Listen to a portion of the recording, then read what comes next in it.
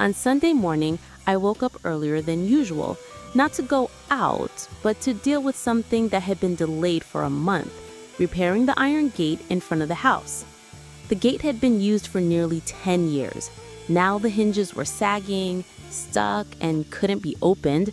The paint was peeling, rusted in some places, and it looked both unsightly and unsafe. I had considered calling a repairman, but then I thought again. I had a cutting machine, a grinder, and some basic hand tools at home, so why not try to do it myself? I started with the general inspection. Using a measuring tape, a marker, and a flashlight, I checked for the areas that needed to be fixed. 2 misaligned hinges, a bent latch, and a few rusty spots that had eaten deep into the frame. At first glance, it seemed simple. But to make it look good, I definitely needed a powerful assistant, and that was a cutting machine and a hand grinder. First, I pulled out a mini iron cutter. This type of machine is compact, easy to hold, has a sharp blade, and a high rotation speed. I installed the metal cutting blade, checked the electrical safety, and started working. The whoosh sound rang out. The cutting blade rushed into the iron bar like a hot knife cutting butter. The section that needed to be cut off to adjust the hinge were handled in a few minutes. What impressed me most was the precision.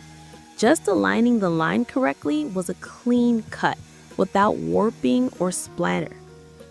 After cutting, I switched to the angle grinder to smooth the cutting ends and clean the old rust.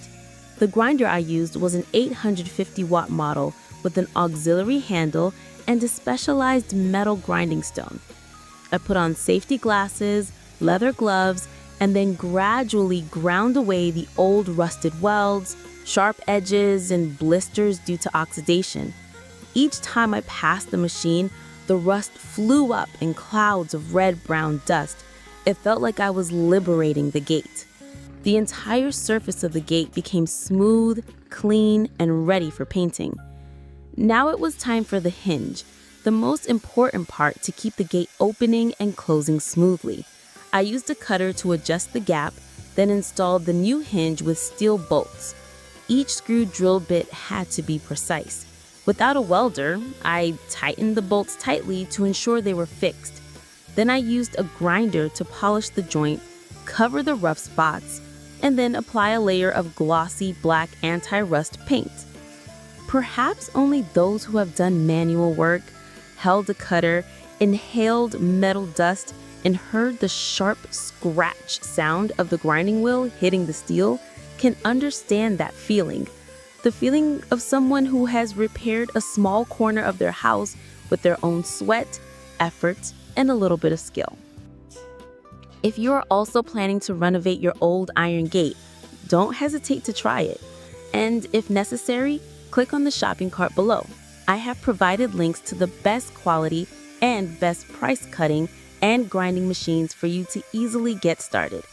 Thank you for watching until the end of the video. I wish you success with your own proud little projects.